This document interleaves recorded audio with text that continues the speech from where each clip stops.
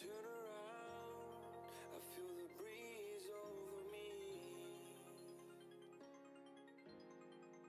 You watch your dreams unfold. Let it come around and let it breathe over me. It's time to go away into the light. I feel the calming energy. I see the darkness coming,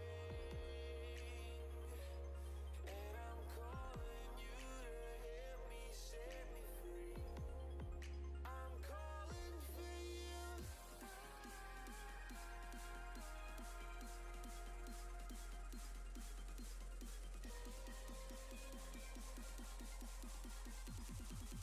I'm calling for you.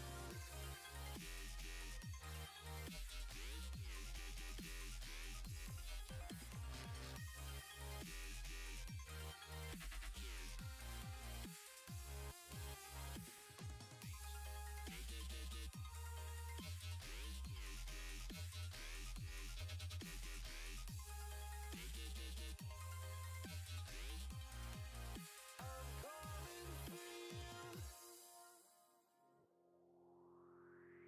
Fly all the faith of the world in your plans, guarding your faith with the palm of your hands. I know, yeah, I know. It's the unknown, the unknown.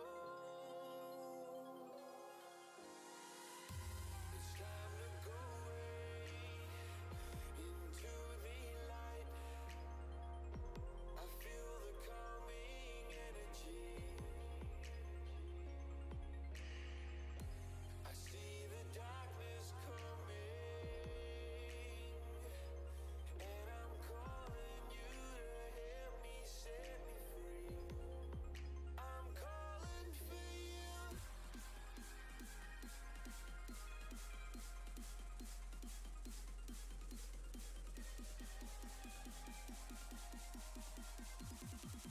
I'm calling for you.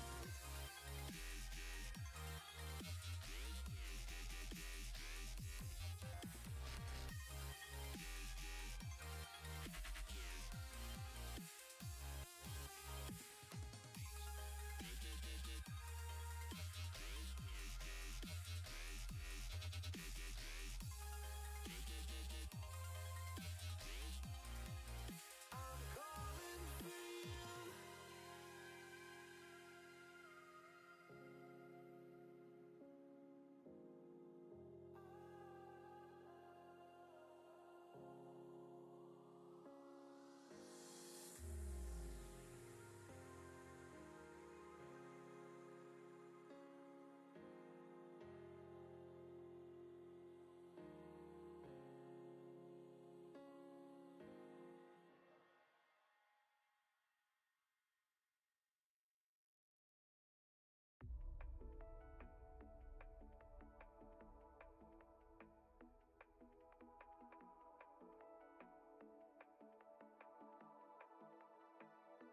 Watching it end again and again.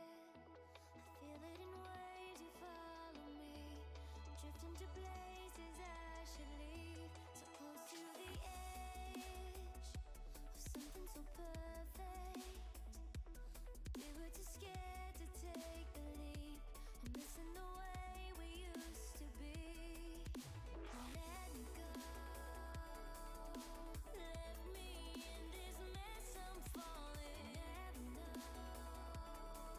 Can't find a reason why. Can't get any closer. Can't find a reason why. Can't get any closer. Can't find a reason why. Couldn't get any closer. Hey guys, how's it going? So today we are going to be going over some more of the new user input system that Unity uses, and it will be going over just a brief summary of what we did in the last stream, getting up to this point, and then we're going to try to do local multiplayer.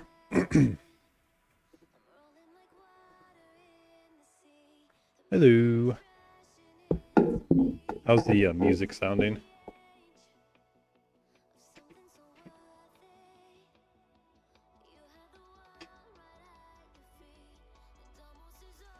Boom, boom, boom. It sounds loud on my end, but it's hard to tell.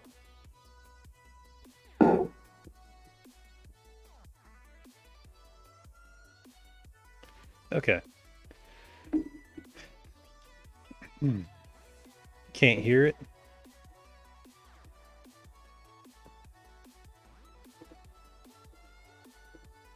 Okay, so I'll bump it up.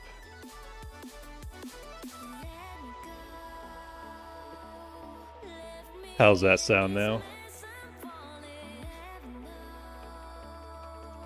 Is it too loud or is it just right?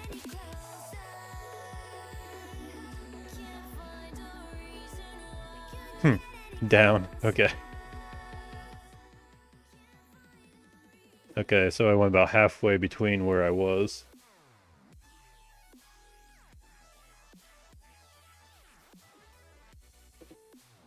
Yeah, it sounds really loud on my end, but it's like almost impossible to tell like where it's at. Okay. So hopefully that's good. So let's get into it.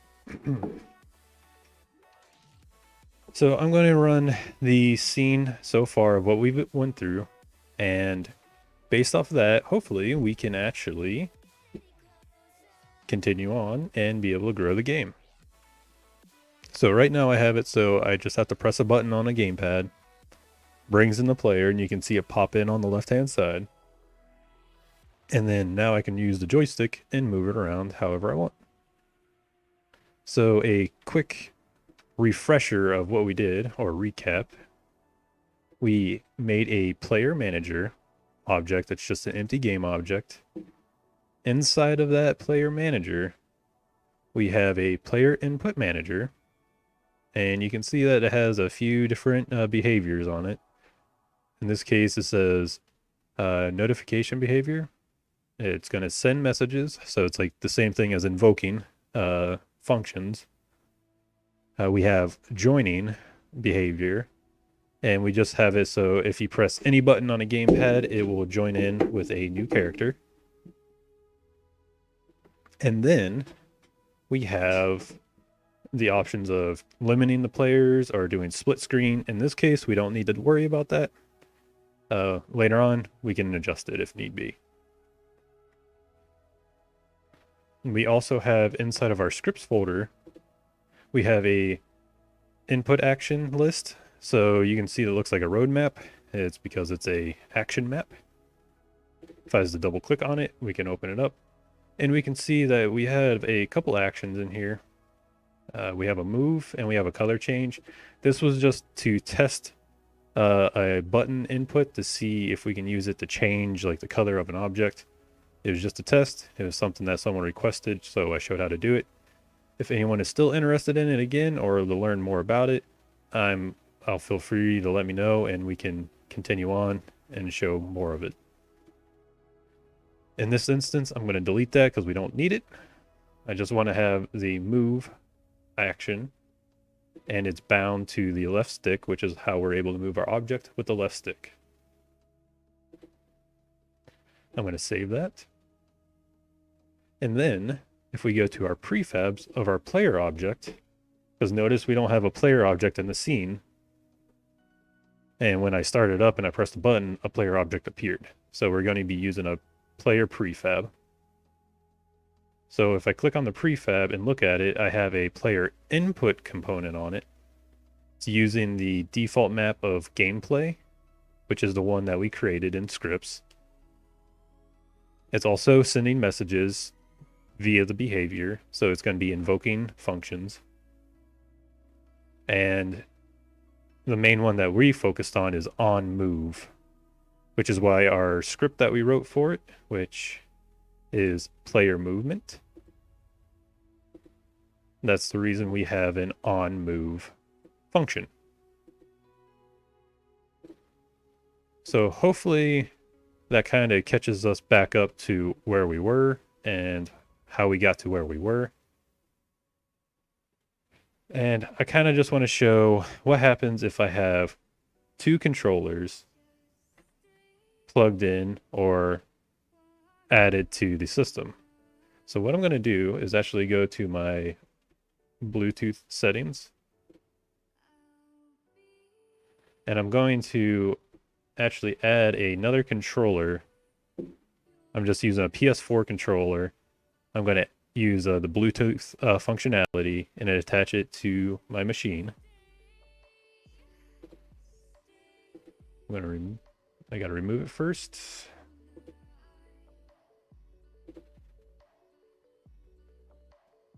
Sometimes it takes a minute to do this.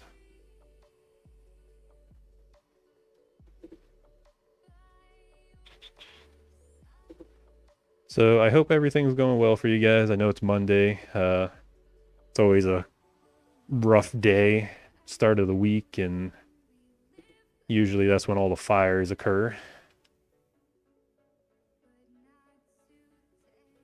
So hopefully my controller connects. It's working on it.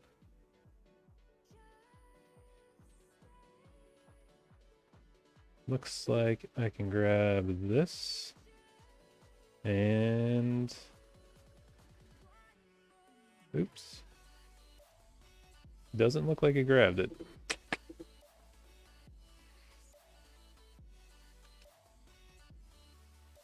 Interesting.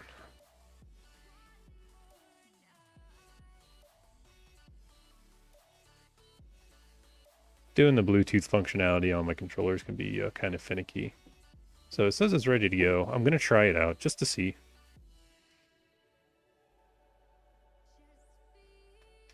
Okay, and it worked. Cool.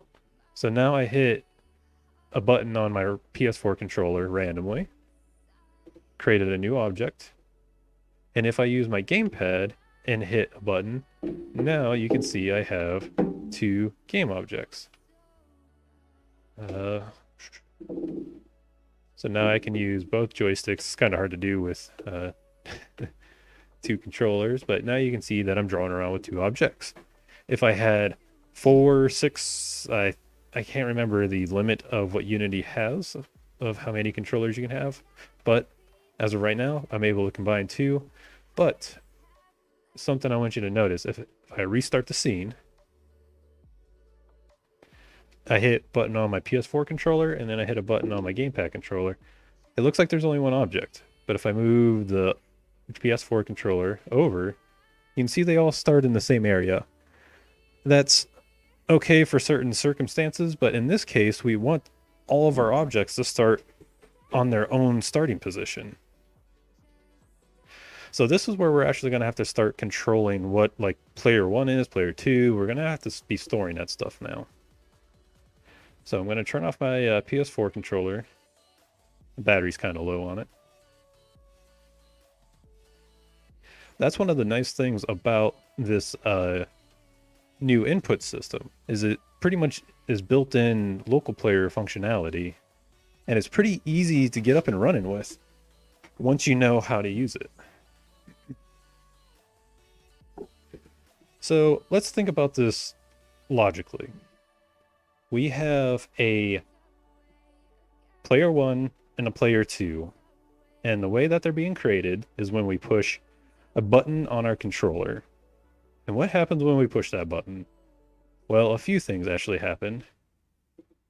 Our drawline script is called, and that the reason this is being called is the player object is being instantiated by our player input manager. Object gets instantiated, which then runs all of this code. So start creates a brush, and then inside of the create brush, that's when the brush instance gets instantiated. The player position gets determined, all of that. So we're going to use this script to help determine what player each object is. I'm going to create a master script is what I normally call it. I know some people call it a game manager, level manager, whatever, just some kind of script that is going to be like your main do not destroy script so you can maintain objects. And usually it's your do not destroy objects. So that's typically how I view it. In my scripts folder, I'm going to create a new C# script. I'm going to call this my master script. Looks like I spelt that right. And hopefully the music is coming through okay. I've been trying to figure out how to get the audio leveling just right.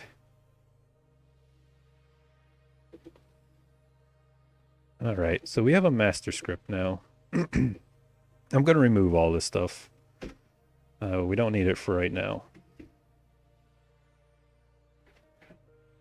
So there's a few ways we could do this. We could assign the objects to like an integer, or we can store them as a game object and have it as like a public static variable. In this case, I'm thinking that I want to use a game object. I haven't tried it this way yet, so it'd be interesting to see how it plays out. I always want to try new things, see if it's more efficient or easier to use. So let's see what happens. So I'm just going to call a public. We're going to do a static. We're going to do a game object. And I'm going to call this, let's see. We'll call this player1. And I'll just call it GO for game object. I'm going to just copy this. And I'm going to do it 4 times for now, because why not? Usually Trace Race in Mario Party's minigame is 4 players, so I'll stick with 4. But for right now, we'll only be focusing on player 1. Once we get everything working for that, then we should be able to easily convert everything else to be using the other players. So this is where things get interesting. If we go back to our player move, or yes, our drawline script, this should be called whenever the new object is instantiated.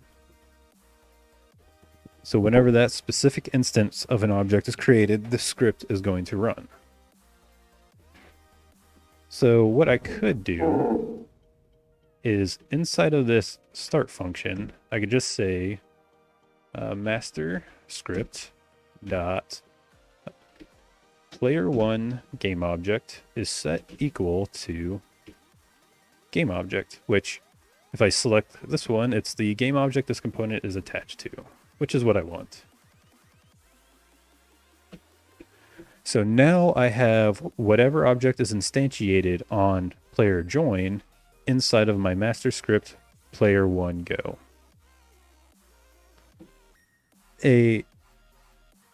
This would work if I only have 1 player. If I have multiple players, this isn't going to work though. So what we have to do is somehow index to each new player. And the way I'm going to do that is go back to my master script, and I'm going to call another public static variable, but this time it's going to be an int. And this is going to be called current player to join. And I'm going to set it to 0.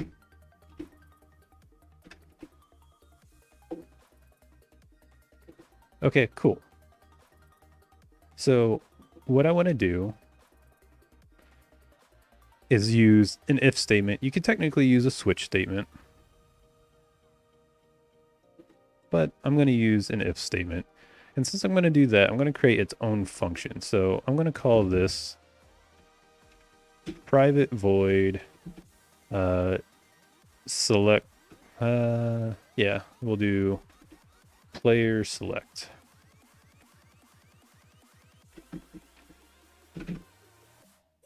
And I'm going to use an if statement.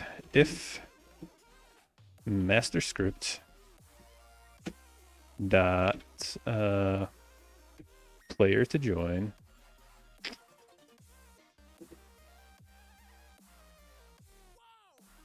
okay. Looks like I'm getting some kind of weird virus block. Okay. Item was deleted. Cool. Good old Bitdefender. I wonder if I can turn off. Okay, there we go. Don't want that popping up constantly. So we want master script dot current player to join. If this is equal to 0, we're going to do this first step here that we were going to do. Control X. Control V. Then we're going to do an else statement. And I'm going to actually make this an else if, but I'm just going to copy this, paste it in here, and I'm going to just change this value out and change player 1 game object to player 2 game object. And then we'll just do this for the last 2 players. This will be 2. Change this to player 3. And this will be 3. Oops. 3. And then this will be player 4. Okay. And we want this to run as soon as the game object is started. So this will be the player select option or function. Have that there. And whenever a new game object or player is instantiated, we want this current player to join to be incremented. So whenever the next player joins, they will be able to use the same script. So what we do is just call the master script dot current player to join, do plus plus, and I can even debug this so we know what's going on with it. Debug.log. And we're going to call this master script dot current player to join. And I can even put little quotation marks here and say this is current or next player to join.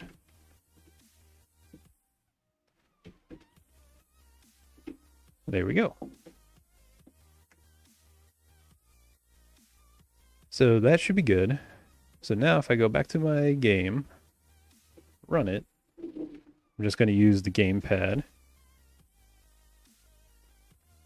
I clicked a button and now it says next player to join is 1. So that would be index 1 of the integer. So it looks like it works.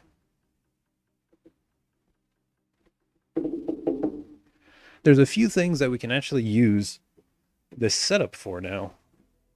So in this case, if we have that specific game object and we want each player to have their own color, or if let's say this was actually Mario Party and you selected a certain color, usually they have their own attributes like specific colors, sizes, shapes, whatever the character model is.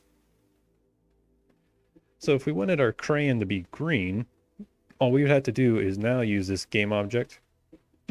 And so as an example, master script dot player one go dot get component, and we're going to grab the sprite, the sprite renderer.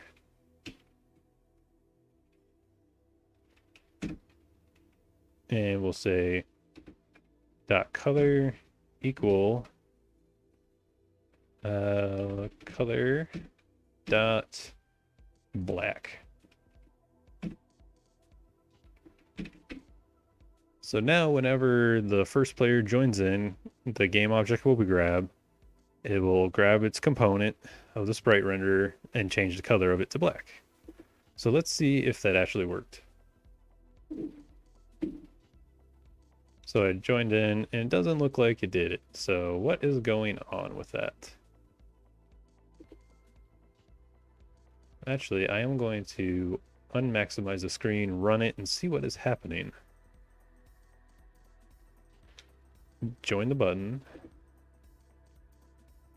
Let's see. Player object.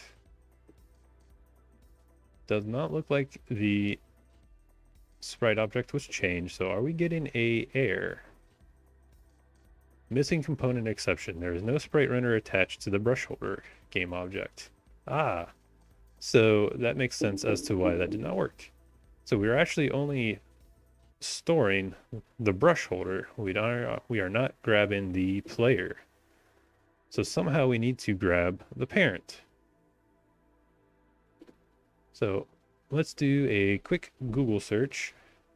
How to get parent object of a child object Unity. How can I get a parent object of a game jock? Blah, blah, blah. Let's see if this is the right one.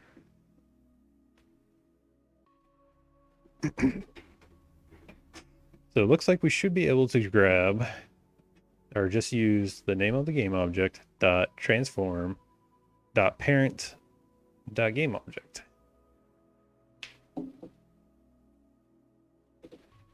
Even though that's a JavaScript, there should be something very similar in C# script. So with this being said, I'm going to go back to this and I'm going to do it right here. Transform dot parent dot game object.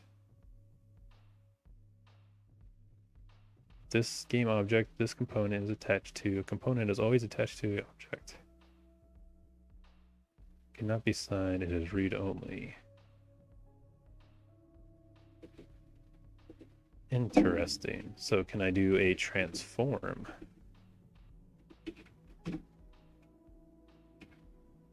Does not look like it. So why is this not working for us?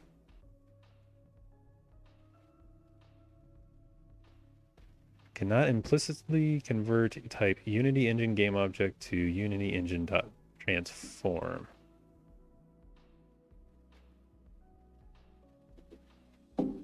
So is parent not the correct term to use, or can I just do dot parent? Nope, that's not working. What if I do game object? Nope, it's not going to work either. So let's try the transform dot parent.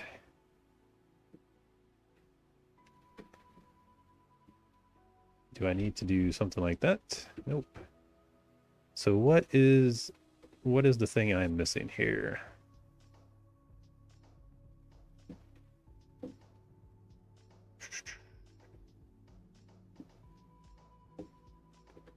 Ah, of course. I know what I'm doing wrong. I'm doing it on the wrong side. I am a fool. Okay. Dot transform dot parent dot game object. How foolish of me for doing that. So that means all I have to do is go down through here and fix this. So now if I go back to playing, I'm going to go full screen.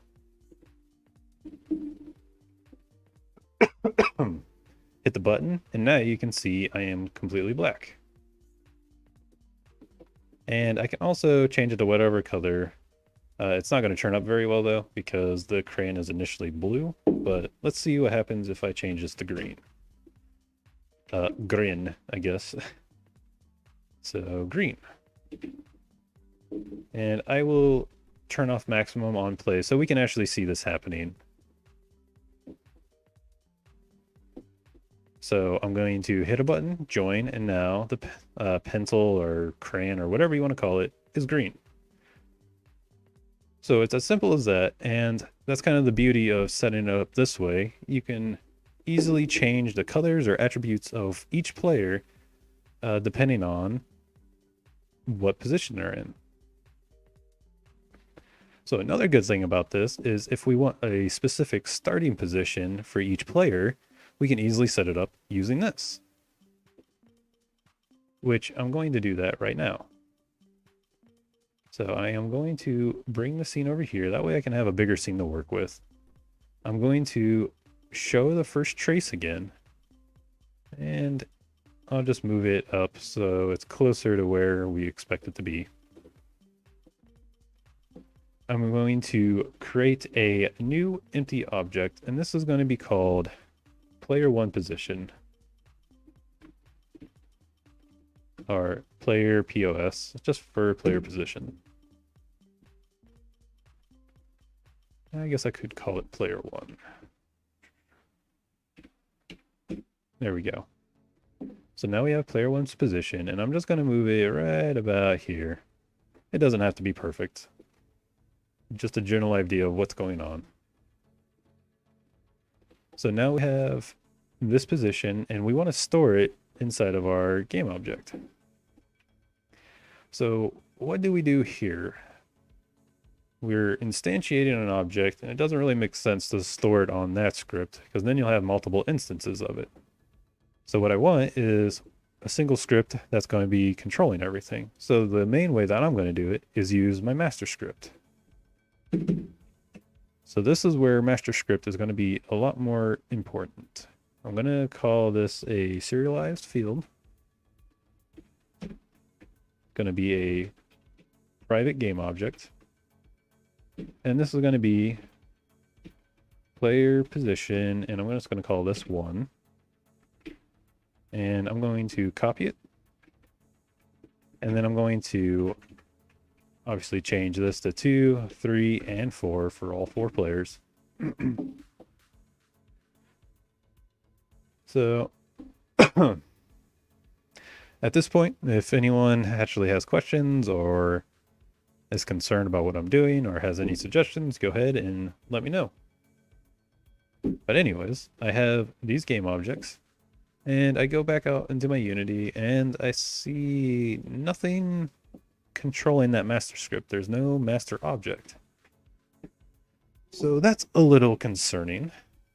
So I'm going to make my player manager pretty much my master overall do not destroy object. So I will put my master script on here, and now I have spaces for all of my player positions. So I will drag it into player 1. So now whenever I run a game, master script is going to be out there, and I'm going to have access to using all of these game objects or whatever I'm using inside of the master script. So I should be able to go back to my player movement, or actually, excuse me, draw a line. And for my player selection script, I am going to say this object, master script dot player 1, or actually I can do this a little more efficiently. I'm going to call this, I need a private object. I'm going to do a private game object. And this is going to be stored player. geo for game object.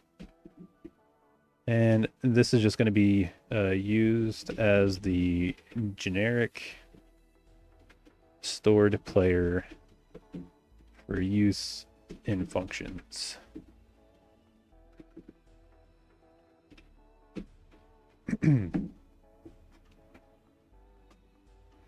So with that being said, now I can go down here, and whenever this game object is being stored and selected and all that good stuff, I can actually store, I'm going to do it right here.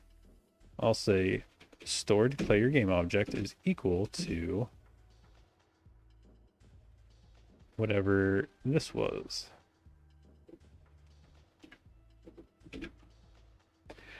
It may seem a little inefficient right now to be doing this, because you're technically storing the game object twice, but one is going to be for an overall easy to use master script setting, and the other one is going to be strictly for in use in here. And you'll see why here shortly, why I'm doing this. So now that I have a generic object being stored, or a generic variable of storing of this object, down here after all the if else statements, I can say which position to be stored at.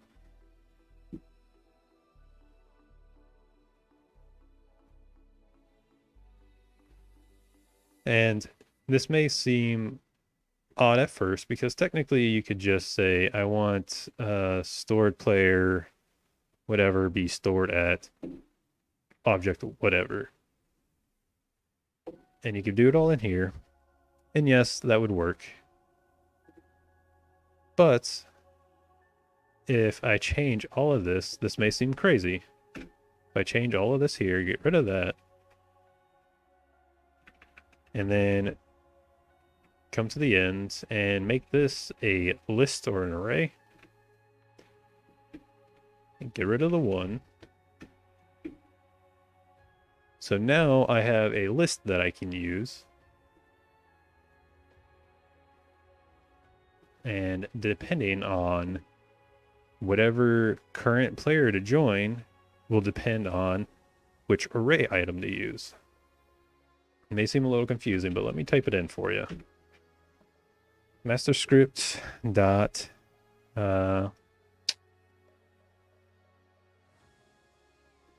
screwed that one up. I need to make this the stored player go object dot position. So that needs to be the transform dot position is set equal to. Now I need to grab the master script dot. I want the player position. And I forgot, I no longer have that as a public variable.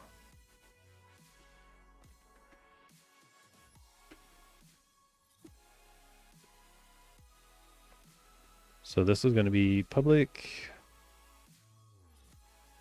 I could do it this way, or I could do it another way. So you know what? I'll actually go back to where I was.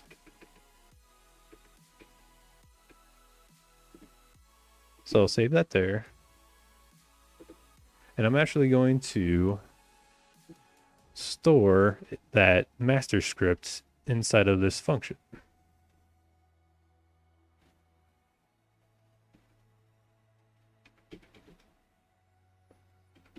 So I'll call it master script, and I'll just call it master script use. Why not?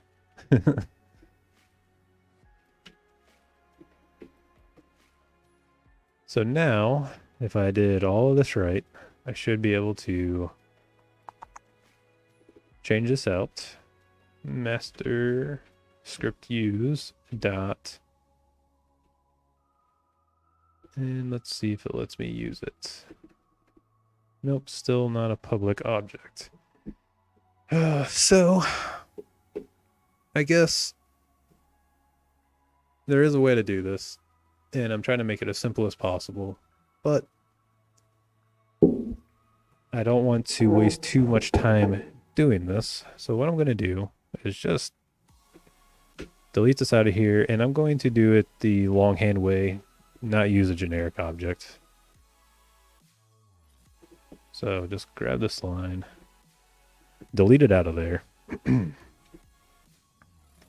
And this is the fun thing about code. There's a million different ways of doing this kind of thing. Some ways are better, obviously, but in this instance, whatever. This is all for fun. We're learning new techniques and should be good to go, right?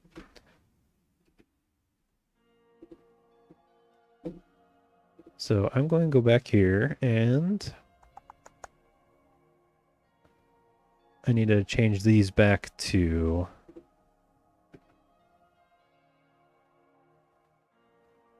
a public static object.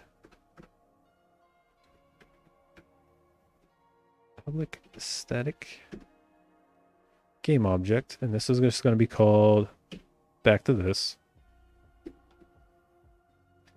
And I'm going to do a private void awake.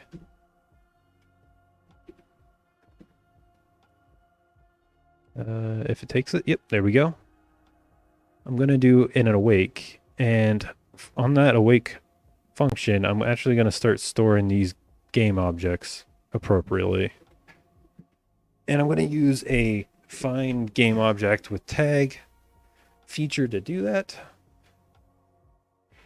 I think that's going to be probably the easiest way to do this. So, I mean, that can be very inefficient if you're doing a lot of objects, but in this case, it should be pretty straightforward. So player PSO1, here we go. And we want this to be set equal to needs to be game object dot find. Oh, why is that not working? Find object of type. That is not right. So I'm going to go back to trusty Google and I'm going to say find game object with tag Unity. Game object dot find game object with tag. So it looks like I was using it right. I just was impatient. Okay. So that should work. So it's capital game object. And now we can do the find objects, or in our case, we want to find game object with tag. And you got to do your parentheses. I'm going to close it off. And I believe you have to do quote marks. And I'm going to call these, this one, PSO or POS1. And then I'm going to copy this. Do it 3 more times. This one is going to be 4. This is 3, and this is 2, because player 1, player 2, player 3, player 4. Okay. So before I forget, I need to make a new tag for this object. And there's obviously an easier way to do this. Probably a very generic method you can make to do this, but this is how I'm going to do it for right now. Should be good. So I called the first one POS1. I'll just copy that, control, save, and we'll do this 3 more times. Save, control V, save, and then control C and save. So now when I click on my player position 1 object, I'm going to call this PSO4 or PSO1. I'm going to duplicate these. And I'll name these appropriately. player POS2.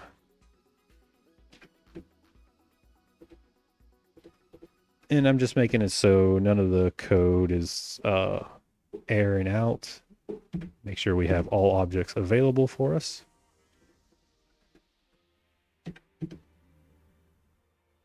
Okay, so this one is going to be POS4. Oh man, I called that 14, huh? What a fool. Better. Much better. POS3. And we want this tag to be POS2. Perfect. So now we are going to be storing all these objects accordingly. And then I just fixed this down here. 2, 3, and 4. Okay.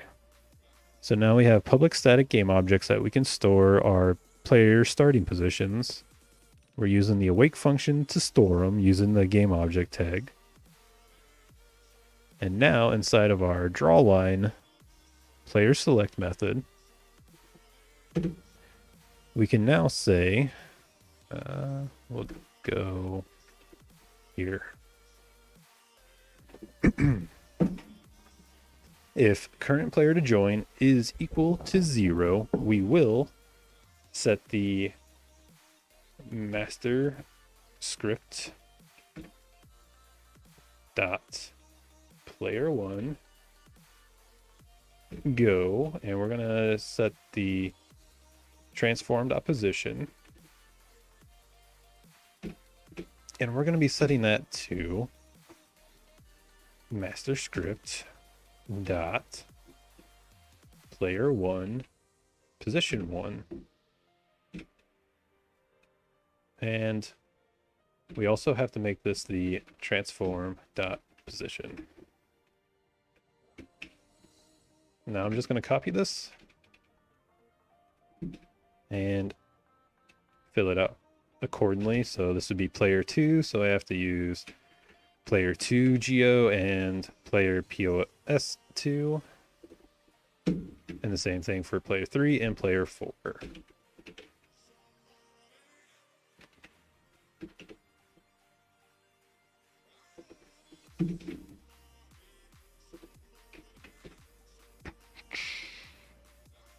So you guys enjoying the music?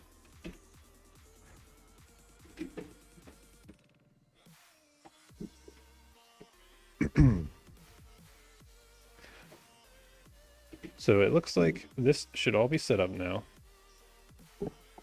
And if I play the game, I'm going to show you what it actually looks like. So I just tap any button, and now I start up here. And this is where things get a little finicky. It's going to be using the center of the player object. So that means I'll have to adjust that starting position accordingly, and it will eventually be correct.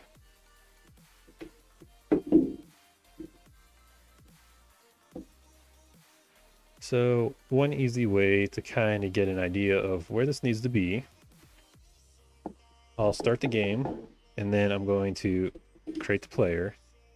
So now I have this object created, and I also have player 1. So I'm going to grab both of those objects, go back to the scene, and I'm going to just move this up until I have the tip of the pencil right where I want it to be. So that should be good. So now I'm going to look at what player position 1 is. I'm going to set Z equal to 0 because it's on a 2D plane. It doesn't matter what that is. I just like it to be set to 0. This is really close to 4.5, so I'll just call that 4.5 for now. And this is also close to negative 8.5, and I just want to see how it looks. Looks pretty good. So I just have to remember these values, negative 8.5 on the X and 4.5 on the Y. All right, sounds good. So I'm just going to input these values real quick. This is negative 8.5, and this was 4.5. If I was to play the game again and start the pencil, now you can see it's starting behind. Now this is where things get a little interesting. Our sprite renders are both set to default on the 0 index. So we have to change things up a little bit. One easy way is to do the player object or the trace path object. I'll just change the player object, and I'm going to call this to order layer 1. So now if I actually start the game back up and hit the button, now you can see I'm on top. You don't see any of the drawing on top though, so we're going to have to figure out what's going on with that as well. If I look at my brush, which is the object that is actually creating that path or line renderer, we can scroll on down through, and it says that it's set to trace path, which is above default. Yeah, that's kind of weird. So what happens if I move it over here? Does it change anything? Or did it get worse? We'll move it back just for now. Go back to our brush object. And you can see we're also at 0 position. So what's going on here? How are we going to fix this? We could change this to like 100 or 1000. Is that going to do anything? Doesn't look like it. Maybe it has something to do with our default material. So let's go take a look at that. So I'll double click on it. And looking through here, you're not really seeing anything, right? It doesn't look like there's any default layers or anything along those lines. So must not be that either, right? So let's go back to our brush object. What else could it be? What if we increase this? Well, how about we decrease it? Doesn't look like that's doing anything for us either. How about if we change the trace path? What if we move this around? How about on the Z position? Okay, so it just completely disappeared. Oh, now it went behind. Interesting. So even with a different sorting layer, it seems like things are not very happy with if they're both set to 0 on the Z. So one thing we can do is we'll just set that to 1 for now. So whenever I move the joystick around, you can see I'm drawing over the entire path. Pretty nice, huh? So now when we click out of this, we have to make sure we set this back. And I'm just going to set it back to 1. And I'm going to go back to my prefabs, look at my player, just make sure everything is set back to normal here. Make sure I didn't screw it up. And go back to my brush, and brush prefab, I should say, and double check all this, make sure this was all right. So it looks good. Looks like everything's fine. So something I wasn't a really big fan of when I was playing is the thickness of the line. So if I draw, you can see how thick that thing is. I want to make that much smaller so it's closer to actually the line width or the tracing line. Easy way to adjust this is if we go to the line render object and we just start adjusting accordingly to see where we're at. And I can actually zoom in, or I can go into my scene world and just see where do I actually need to be on the right thickness of things. So it looks like we need to be at about 0.1. Or we'll go... How about... Yeah, 0.1 looks pretty good. 0.1 thickness. Hey, Mr. Muffins, how's it going, man?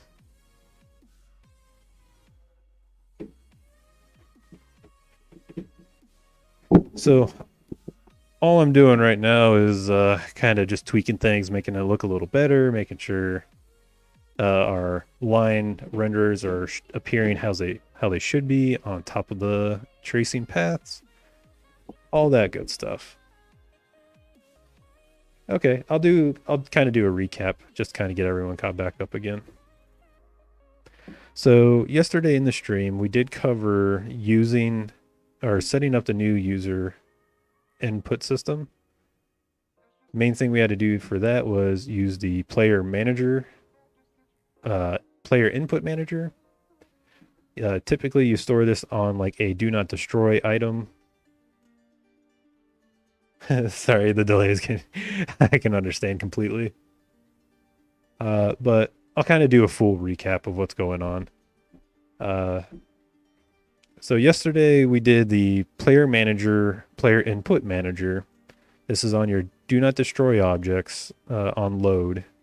So you always have this available. This will determine how players join, how many can join, and how to assign people. We created the input actions. So if I open that up, you can see we have an action map called gameplay. We have an action called move, and we use the left stick, which is the binding to move. The action type is pass through, and the control type is stick. So that works out pretty well. You have to make sure you save your asset when you close out of it. And then you have to actually do something with this stuff. So on our prefabs and on my player object, I'm calling another component called player input. We use the control input action object that we made. We place it in here. We call the gameplay action map that we created inside of it. And now we can actually send messages to whatever game object this is attached to.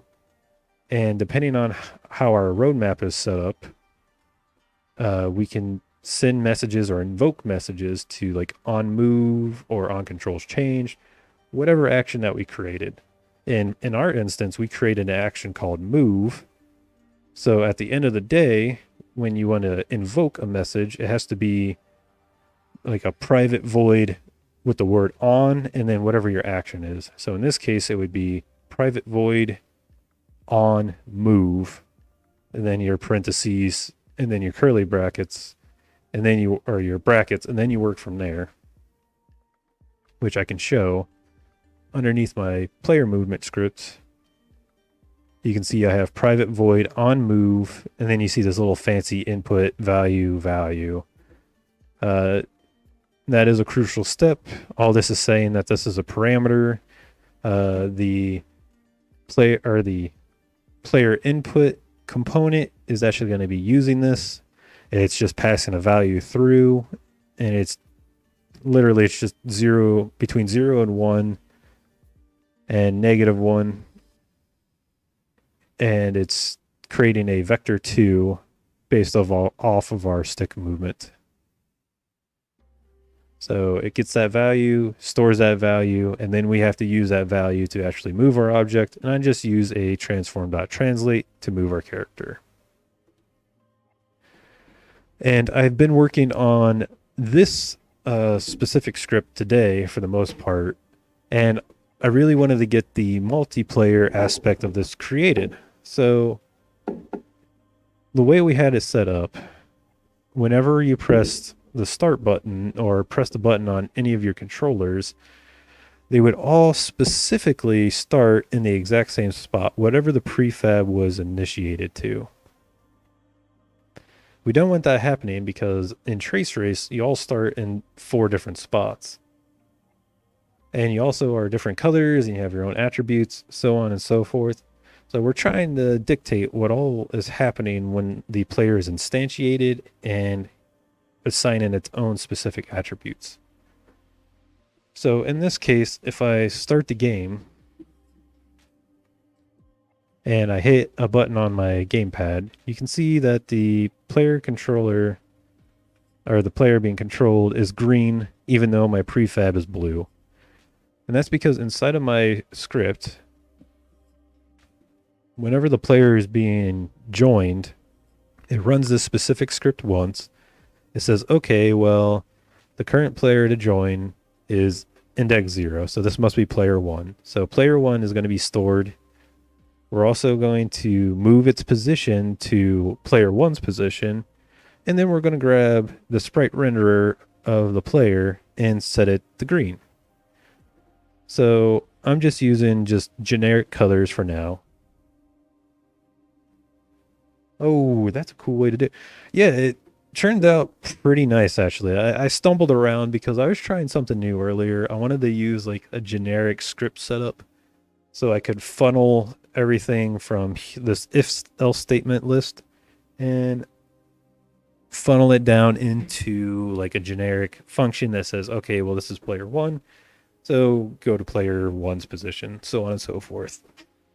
It wasn't working out like I envisioned it, so I just kind of fell back to doing this if else structure. So much simpler. So I know, like before, there was a few other people asking about how to do this. So that's why I've kind of been focusing so much on how to do the new user player input system because it's actually incredibly powerful, especially the actual manager because it can do split screen for you. So if I actually enable it, you can see that it like you can maintain the aspect ratio. So if you have two players, you can have perfectly split screen. Uh, you can determine the rectangular size of each person's screen. And it's just incredibly powerful. You can limit the number of players that join in. You can use specific actions to make sure the player joins. So it's a pretty neat system. So there was a few things I was working on that I wanted to adjust, kind of like the prefab. I wanted to make this, let's see, I believe it was zero point 0.1, was pretty close to where we wanted it. That's close enough. So now if I start this up, grab the player, and when I draw around, okay, cool. Now we have a nice thin line. And I'm going to be adjusting even the line renderer's color to match the color of the pencil. So we're going to be doing that eventually too. What is the goal in the minigame again? I have not played Mario Party in a long time. Okay, yeah, good point. So this is actually a Mario Party minigames, and I'm going to type in trace race. Go to the images. So overall idea of this game is you start off with a line and everyone has a crayon or a pencil or whatever you want to use to draw. And you have to go over the path, and whoever has the best accuracy at the end wins. And there's a few other caveats to the game. You're on an auto scroller, so sometimes when you get to one of these like loop-de-loops where you have to go backwards, you have to be careful because the screen is actually pushing against you. So there's going to be a few of those elements added in here as well. So sometimes being the fastest is the best thing, but sometimes being faster means you're getting sloppier. So it's a real fine balance of control and just being precise with your movement.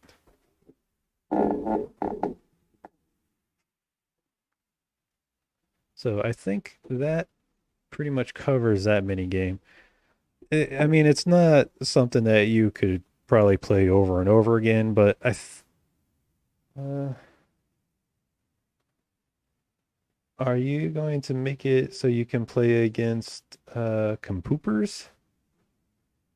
I have not decided that yet. I'm not really sure how I would go about doing the AI on it. So maybe I'll do like an A star uh, pathfinding solution where I'll generate like a rough path that it can follow and I'll just let it bounce around through it and see what happens. or I'll just make it so you have to play against human players. It would be kind of cool to figure out how to do the actual AI system, though. So right now, kind of like what I was talking about, I wanted to set it up so each player would go to its own position.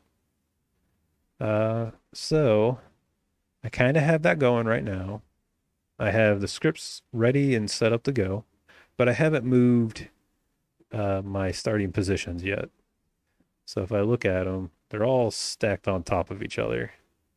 So I'll move this down here, and then I'll grab these two, move these down, and then I'll grab the last one and move this down. So I'm going to have my PS4 controller on, and I am also going to use my gamepad.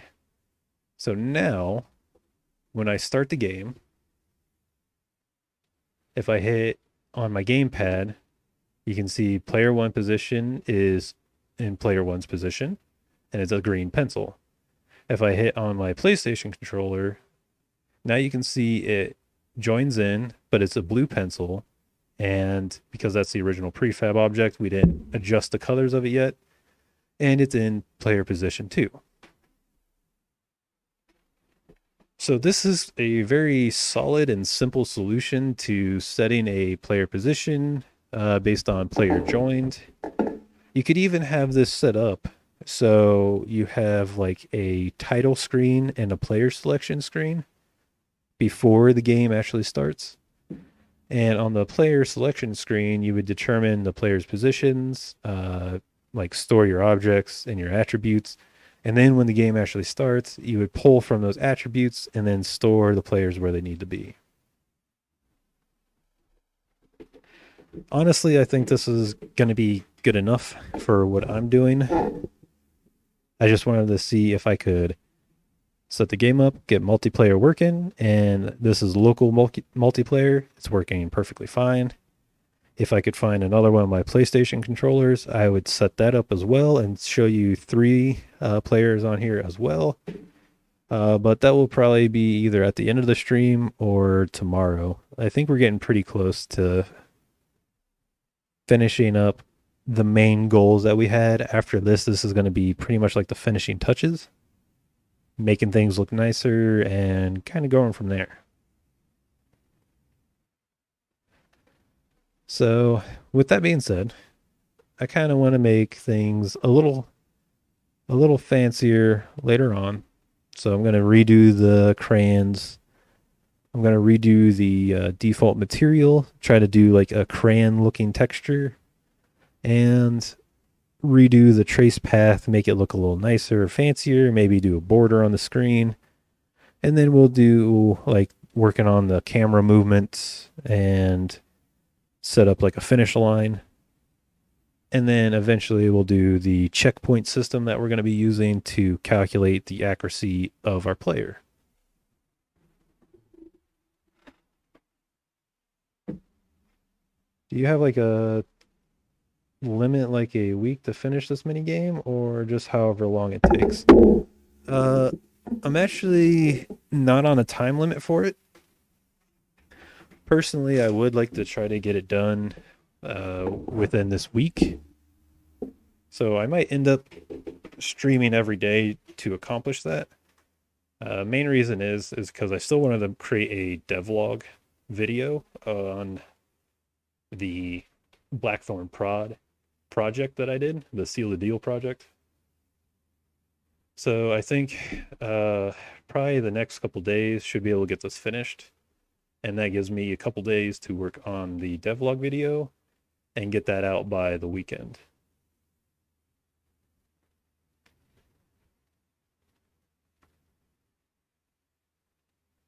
I'm also kind of considering doing a community activity day. I think Friday would be a really cool day to do it, where we play games together. Because I know there's like some free ones out there. I know I have like a Jackbox game to play and things along those lines. It'd be kind of cool to stream that and just see what's going on with everybody. Cool. I look forward to the Seal the Deal devlog. Ah, thanks. Uh, have you made a devlog for Kill Point yet?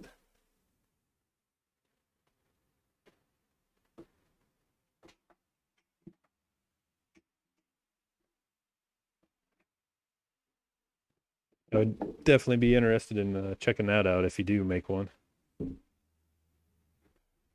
Oh, you should totally do it. Even if it isn't a video, if you just do like a devlog blog on itch, that would still be pretty cool.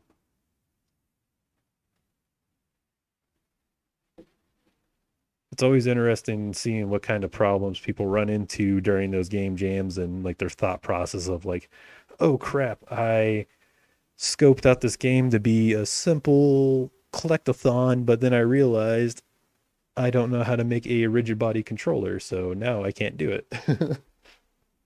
Or, oh crap, I had to spend 3 days trying to figure out how to make this specific particle effect.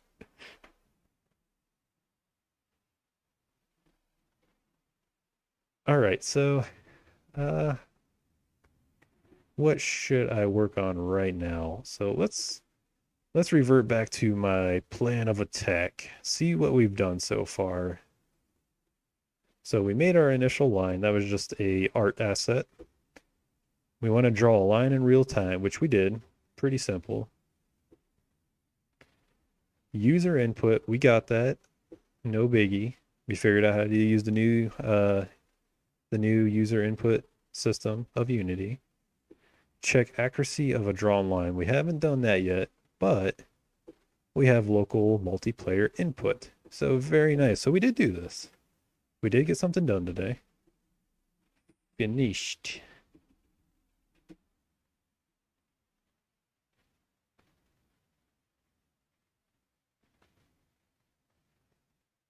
I'm not sure. There is a really cool devlog for unsaturated. The guy only has 50 subs, sadly. Huh, I'll have to check him out. Maybe you could send me a link in the Discord so I can see it. I don't remember seeing him posting anything about it. And I want to play Jackbox games too, because those are very fun. I really want to try that murder trivia or one or whatever it is, the one with like the spooky teddy bears. I think that would be pretty fun. Okay, guys. So, should we go further into code or should we get into some of the ooh la la art assets? I think the ooh la la art assets would be kind of fun right now. They would be a little easier on the brain.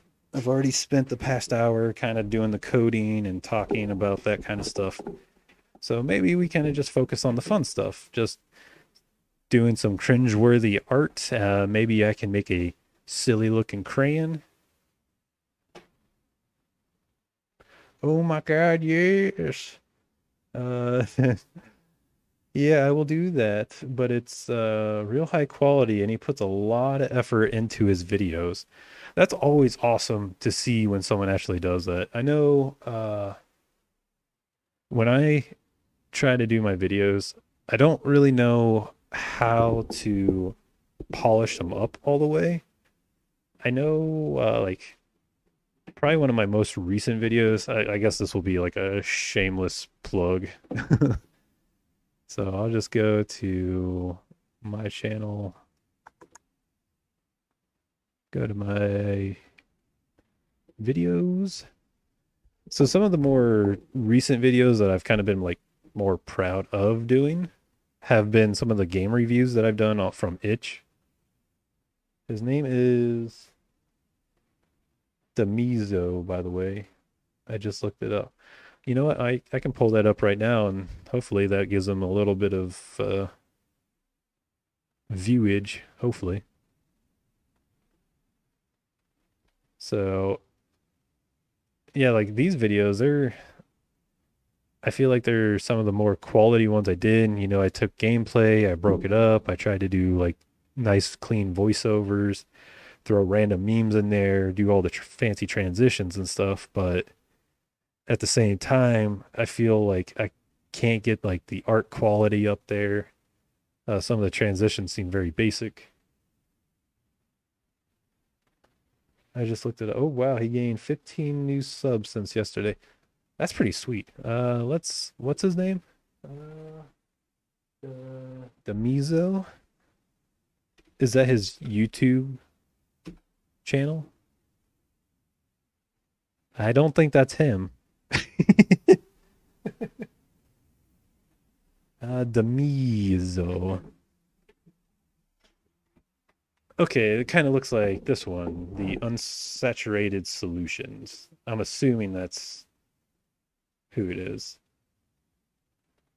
So I think he was one of the top game jam uh, people, right? I think he was one of the top overalls.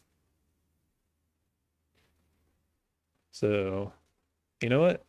I'll give him I'll give him a little subscribe. He's at 66, so there needs to be three more people. At this point, there needs to be two more people. So come on, two more people join in and subscribe on there. So I'll actually check out his videos since I have now I'm subscribed to him. It'll be a lot easier for me to find him. I'll check out his videos and go from there. I mean, it already looks like his game was pretty legit anyways, so this kind of makes sense that his videos would be nice and clean too. Noise. So, yeah, that's it's so cool when people can make things so clean and polished looking and add fancy effects. Some people just have a really good knack for it. So I'll get out of there. I'll stop bugging the Mizo. Noise. So, you know, it may be a silly thing to do, but I'm going to try to use Paint 3D to make some decent looking art assets. I know I could also try to use some of my other programs. I don't understand how people get the devlogs out 2 days after the jam. One thing I've noticed from editing videos uh, on my end of things is depending on how long your video actually is, will determine how long it will take. It sounds pretty easy, redundant, but the quantity from like a 2 or 3 minute video can still take about a day or two. But once you hit that 5 to 10 minute mark, there's so much more that you have to keep an eye out on. There's so much more uh, overlays for voice acting, transitions you're worried about, making sure you have the right music that goes with it, uh, trying to find the correct filler and B-roll footage. There's just so much more ample time that gets shoved into it. It's just ridiculous. How is the Mario game? The Mario game's going pretty good, Jason. Thanks for stopping in. And what editing software do you use?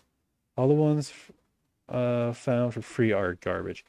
Honestly, Shotcut. It's a little tricky to use at first, but it's insanely powerful and it's free.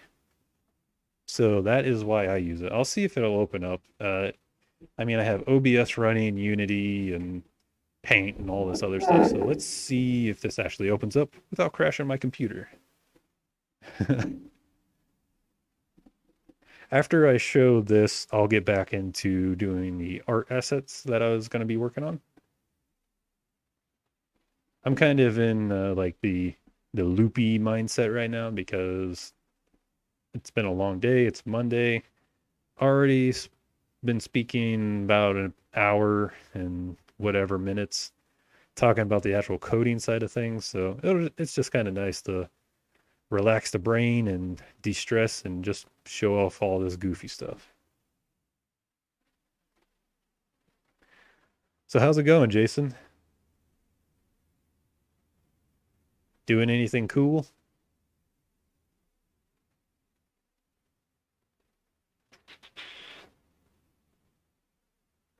It sounds like my music has also stopped.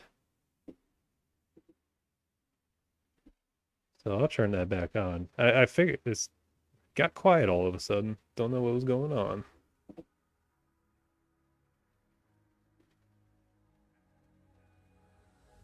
Okay.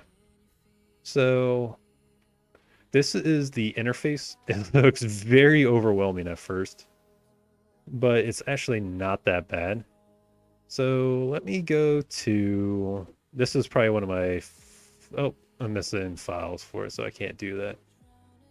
So this was probably one of my latest projects. I was making an intro for my videos.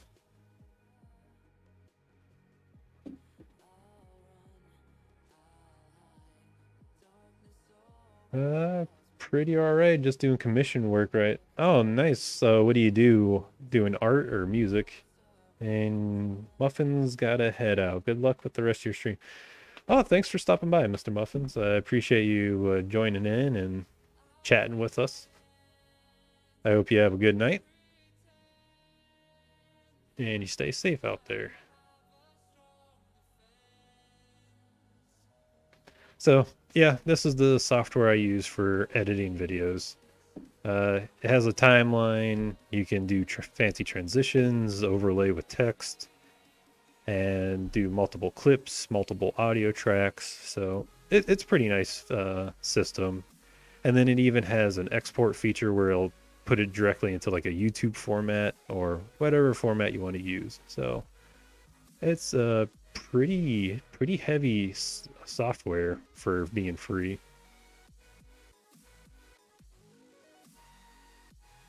No problem. I enjoy these streams quite a bit. Oh, sweet. All right, man. Well, be safe out there. Have a good night, man. And Jason does artwork. That's cool. I might have asked you before, but I don't remember. If you can, send me some of your art station or your portfolio or something like that on Discord. I would totally love to see what it looks like.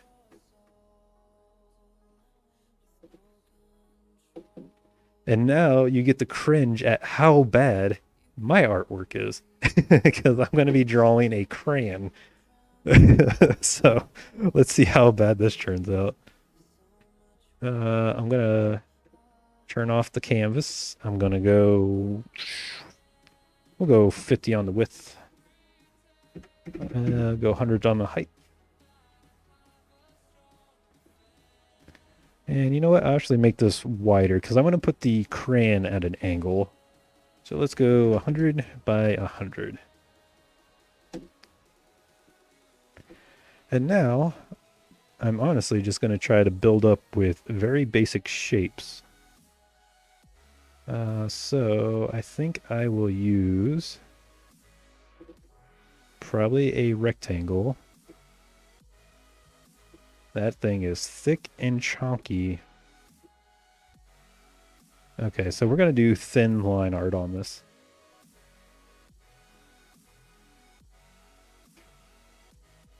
Yeah, and if, hey Jason, if you are okay with it, if you do send me like a link to your art station and stuff, I could show it on stream if you're okay with that. And we can kind of go through it together and see what it's like. I'd be totally down for that.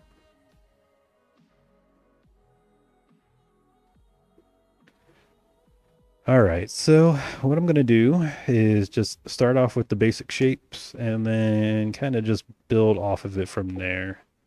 So I'll use this pointy triangle. Oh my, that's looking pretty rough. So I'll go 180.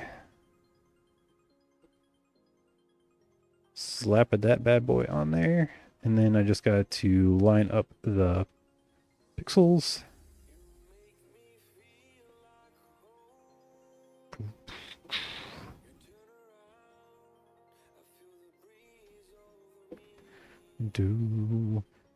So how's the music going? I did adjust some of the volume, so if you can't hear it, let me know. Or if it's too loud, also let me know. Breathe over me. All right, so we got a basic crayon point. I'm going to slap another little rectangle over here. So that looks kind of good.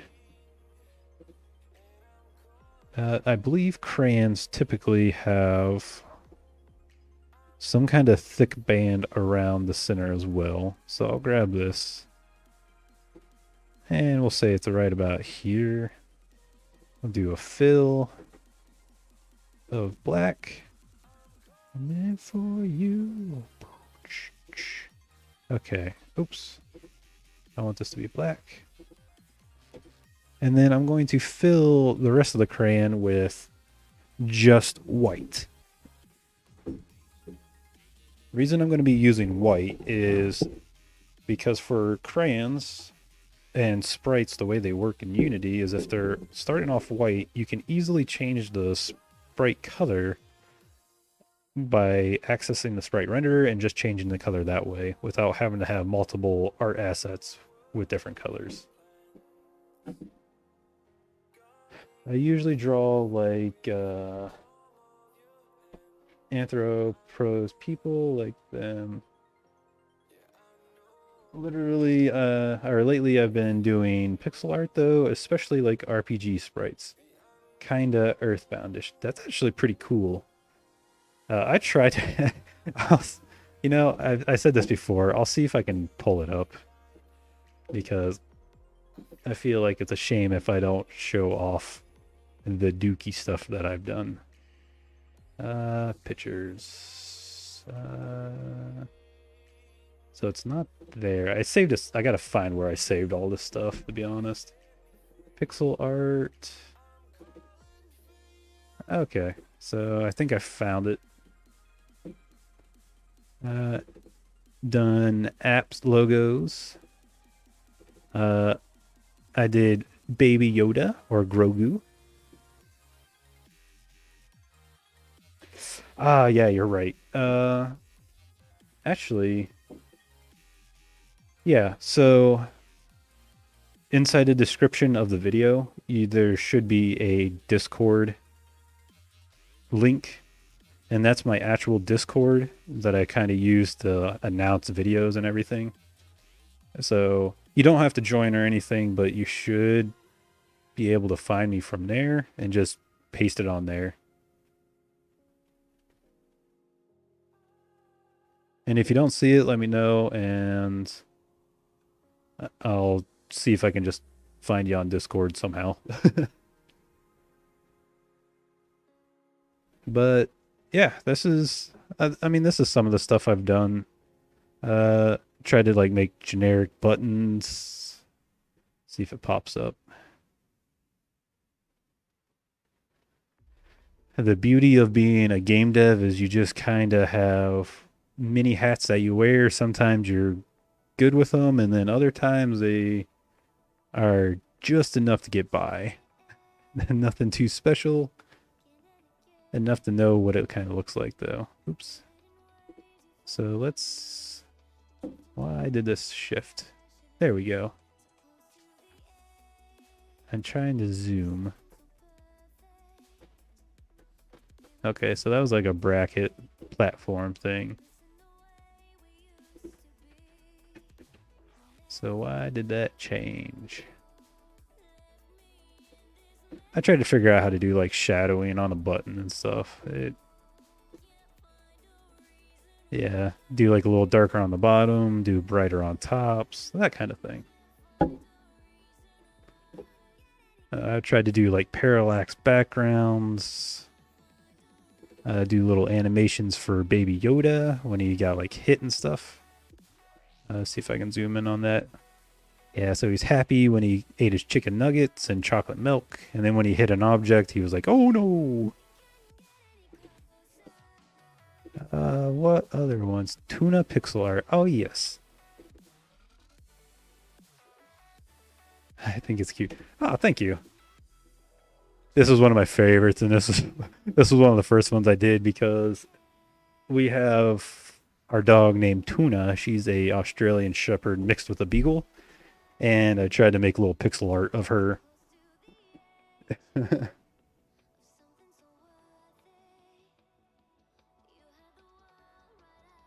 I'd recommend trying a color palette or limiting the size or color in any way. It can really help.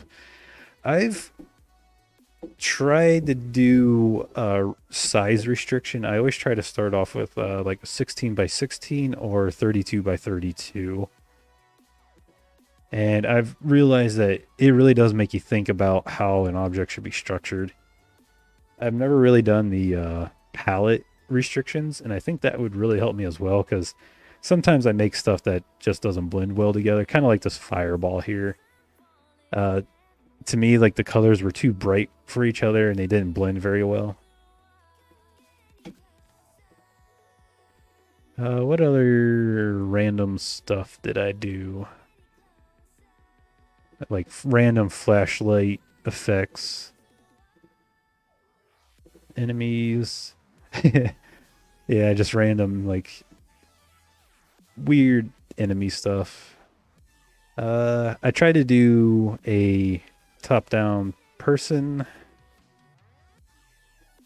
This one was very difficult, and it still didn't look right to me at the end. I think I used a little too much outline on it. But then again, I mean, this was one of my earlier attempts of doing this stuff.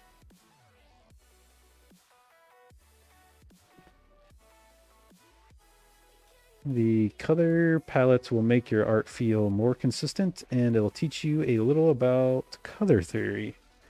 I agree 100% on that. Uh, there's actually a couple artists that I like to watch on YouTube, and they always discuss that as well. They say use references, use color palettes. Uh, Pretty much once you get the basics of everything and start developing your own style, that's when you should start kind of branching out on your own and figuring out what you want.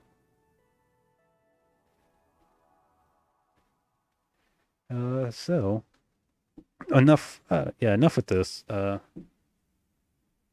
looks like yeah. Uh, oh, nice. So your Discord's A box, correct? I just want to make sure that's your stuff.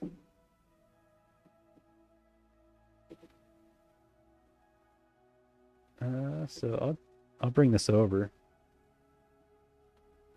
So I hope you don't mind me showing this. I actually think this stuff looks really cool. The Doctor salad fingers. Man, that looks awesome. Are you gonna make the mimic like a little GIF or something? Because that'd be really cool.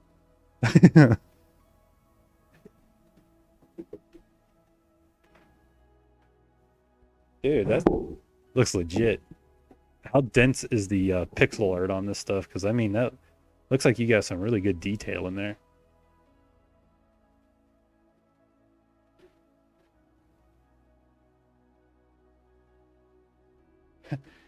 GIFs would be like cheats.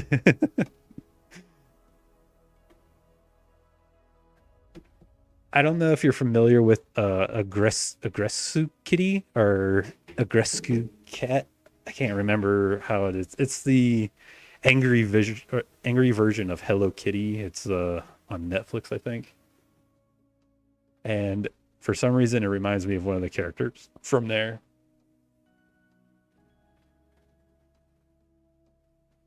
It's 1 pixel. I just upscaled it so people can actually see it.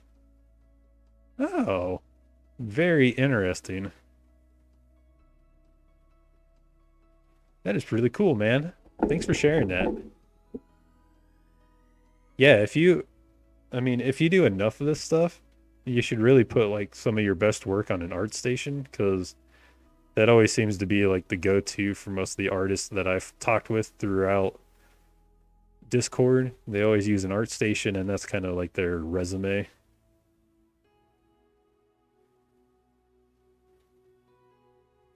Yeah, I watched it. I really sweet. So we got another fan of Regresso Cat. Have you watched the latest season? They got they got into some weird territory with their K-pop group.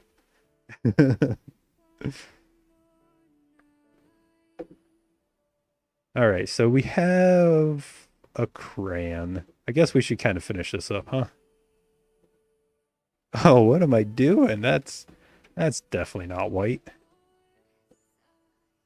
Binged it first day. That's pretty much what we did too. That's awesome. Glad to see that there's another fan of it. All right, so it looks like I am being a fool. I needed to crank up the tolerance, I think. Oops. I needed to turn down the tolerance. It's still screwing it up, but that's easy enough to fix. I'll just draw it back in. I'm going to start down here. Just hold shift and I should be able to draw a nice straight line. And then I'll just keep doing it, draw it back around so I have a nice outline of my object.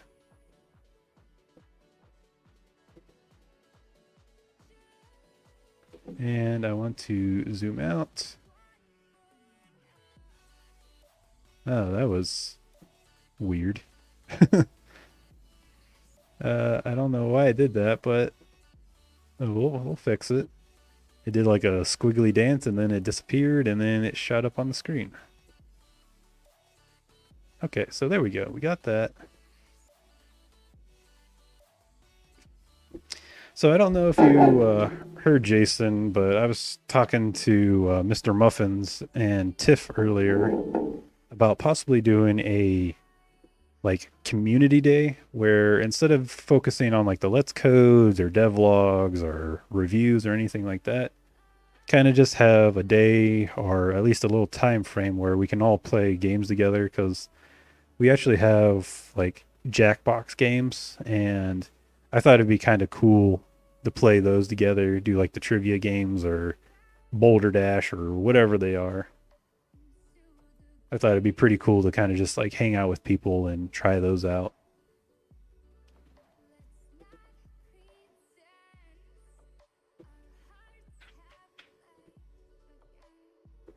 Bum, bum, bum, bum. I think it sounds fun. Love Jackbox. Sweet. So we got potentially one other person to come hang out with us and play. So that's pretty cool. Tiff and I, we always try to find people to play with, and it's so hard nowadays with like, obviously you can't have people come over your house and play anymore because, you know, the whole situation of the world. But it would be pretty cool to hang out, chat with people. Any specific party pack? I believe we have Jackbox 3. Uh, I let's see what was inside that pack. I feel like that's the right one. So Jackbox 3.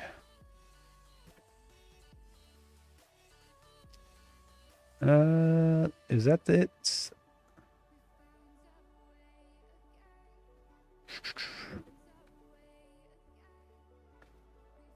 Faking it. Nope, we don't have that one. Can't remember offhand which one it is. 2 or 3.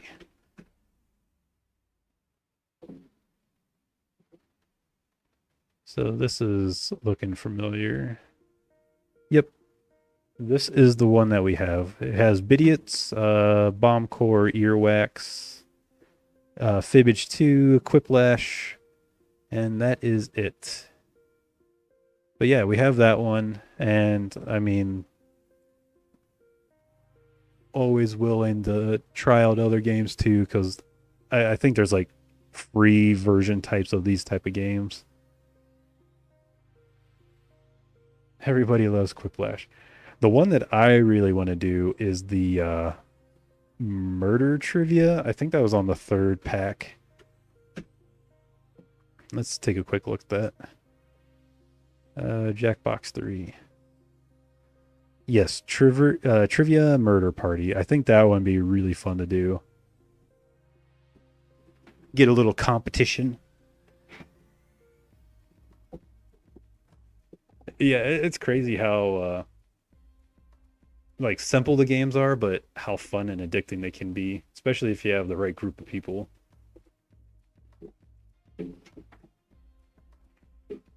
So I guess I should attempt to try to finish this tonight.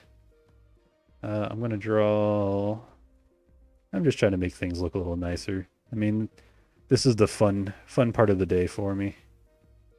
And you know, I'll do a little square up here because there's always that little part of the crayon that sticks out the top.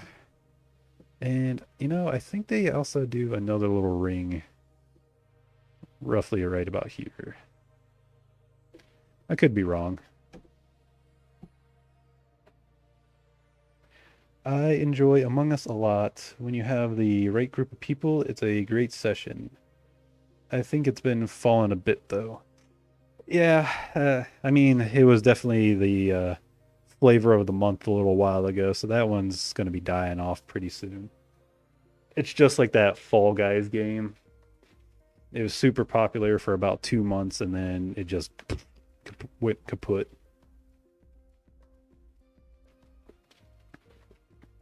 Honestly, if it wasn't for streamers finding the game again and using it to do fun content, it definitely wouldn't have got the popularity that it did.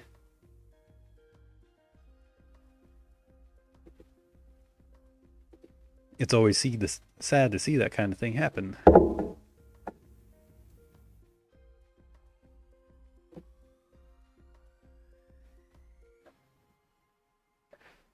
I know our son likes to play Among Us a lot, though. He got pretty good at it.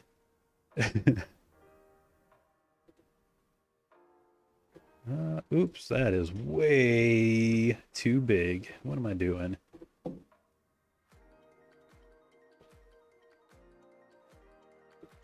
Just going in, filling these lines in, making it look nicer.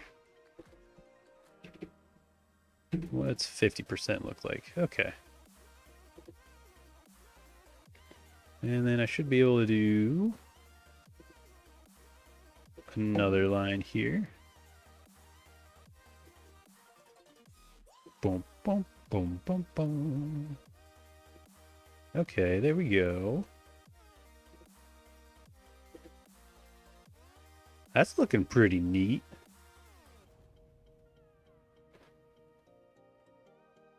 Maybe the new map will revitalize it.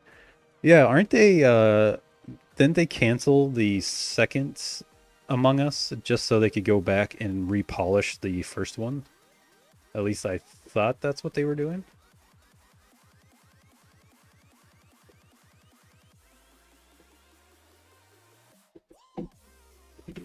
Boom, boom, boom, boom, boom. So I guess I'll see how it looks.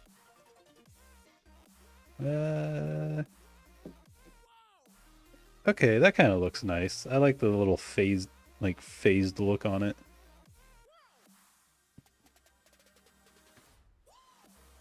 Yeah, they are, and that's really respectable, especially for such a small team. Yeah, they also did the other series of games, like the adventure games. I can't remember what they're called.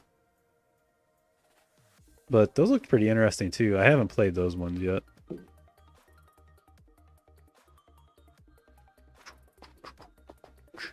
And you know what? I'm going to just oops, what did I do? All right, I need marker. I want it to be 1 pixel. And I want this to be black. I kind of want to round this off a bit. That definitely doesn't look black.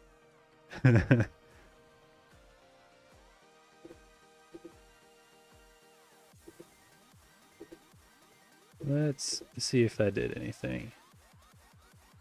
Yeah, that didn't look right. I think I needed to go the other way with it. So I need to white those up and then do the same over here.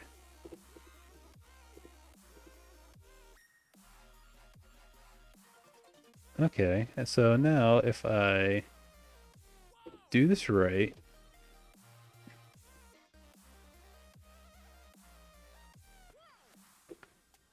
I want to... Man, I don't like that tool very much. Let's go back to shapes. Just draw this in here.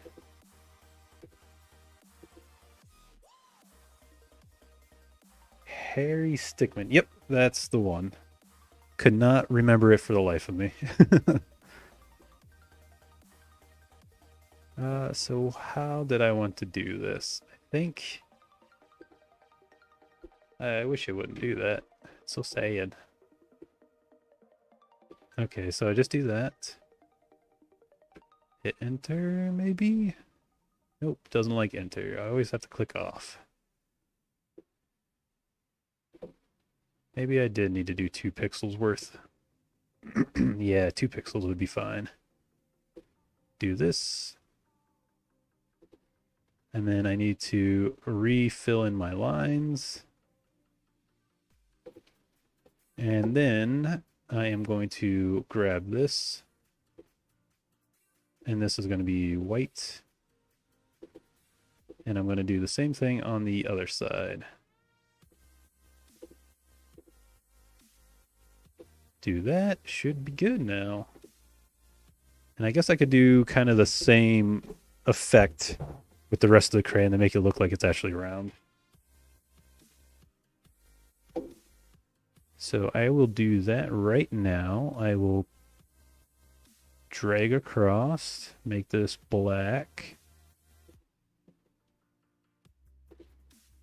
And I'll do another one down here.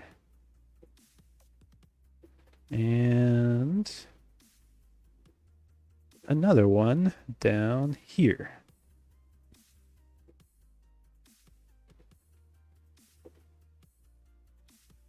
I think I might have to do something like this again.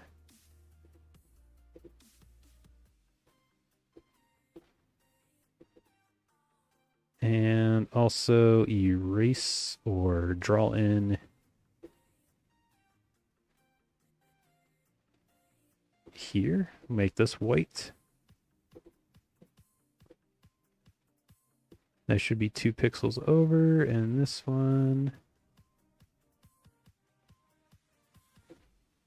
This one should be 2 pixels over as well. Does that look right? Does that look like a round crayon? Sure looks crayony. Maybe if I do a bit of a shadow on the bottom side. I think that's what it's missing. So I'll draw up to here. Do black. And then I'll just kind of fade this in.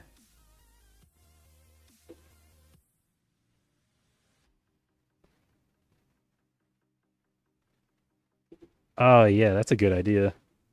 So I need the... Where is the eraser? Here we go. 1 pixel. So I should be able to do... So what's 2 to here? I think that might work. I wonder if I could do with the pen. Let's see what this looks like.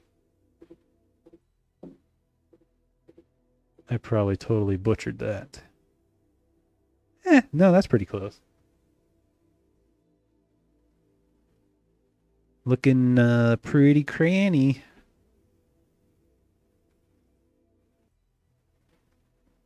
And you know what? I think I actually have a box of crayons next to me.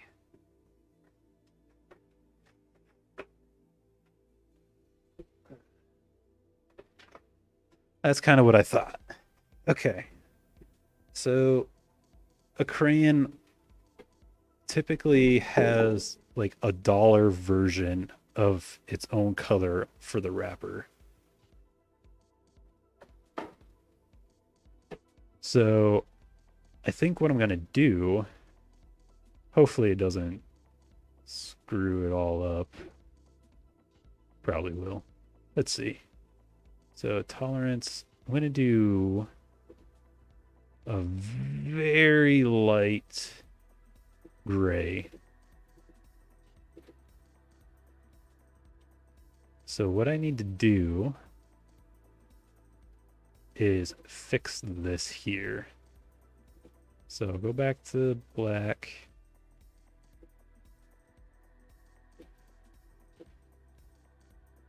So this pretty much is where the wrapper would end. And if I make this white, this would actually be the crayon color.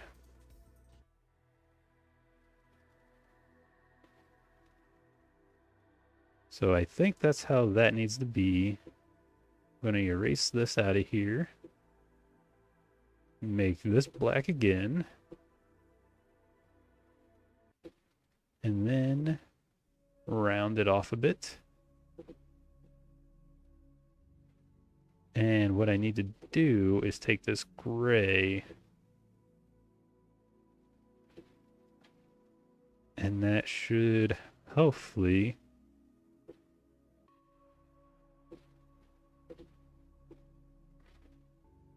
round it out.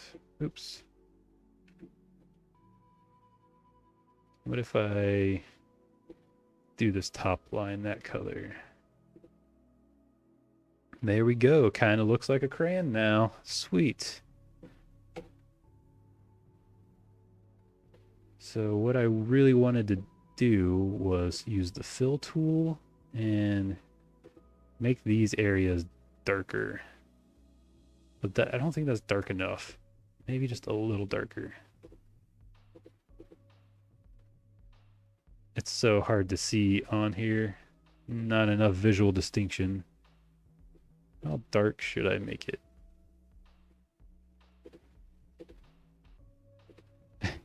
So that's what it would change to. Okay. So now I'm really curious to see if I save this. And I'm going to go to my projects. GitHub projects, my Mario Party minigame, and I'm going to go save it in the assets. And I want this to be in my fancy pants art stuff. So this is the oh la la. What is going on? My caps lock is on. That's what's going on. The oh la la. Oh ah la la art. Here we go.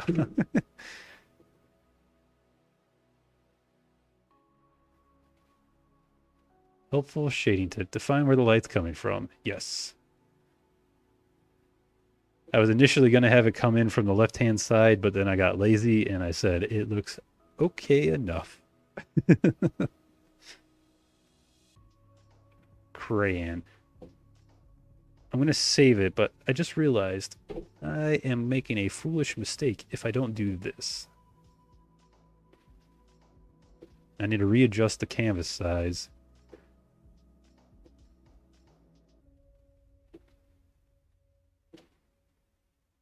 That way, it's as small as it needs to be.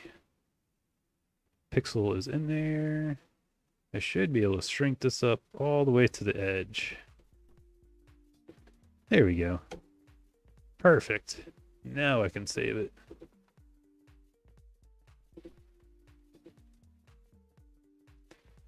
I want to replace it. And now if I go into Unity, I think this is the final thing I'm going to work on for the day. See what the crayon looks like when I'm drawing it in and go from there. So I'm going to go to my player object and I am going to slap the crayon picture on there, turn off the colors, and go to my script. And I'm going to turn on both, or at least two players, and I want them to be two different colors. So I want a green and I want a blue. Save that. I'm gonna pull out my PlayStation 4 controller and also my gamepad. Make sure my controllers are on. I'm going to, whenever it stops thinking so much, play the game. So now I'm going to hit player 1. So player 1 was green. And since I changed the art asset, obviously the brush does not line up with it, so that'll have to be corrected, but that's okay. So player 1 was green, and then I wanted player 2. So interesting, everything just screwed up. I wonder why. I will save that for a later day. Maybe, I know exactly why that happened. Because I copy and pasted without changing the information. What a fool. Okay. So now we can go back here. Run it one more time, double check, make sure everything works. So player 1 should be green, player 2 should be blue, and now they can both be moved around at the same time. So now you technically have a 2-player game, all the way up to 4 players or however many you need. So pretty cool so far. So I think tomorrow we'll focus on doing the accuracy check, and then maybe we'll do one more art asset, kind of like the trace path, and then from there should be getting pretty close to a finished game. And I think it's turning out pretty good, and I hope you guys are enjoying everything. And with that being said, I would like to thank you, and I hope you are enjoying these videos. I hope you have a good night, stay safe, and keep being awesome.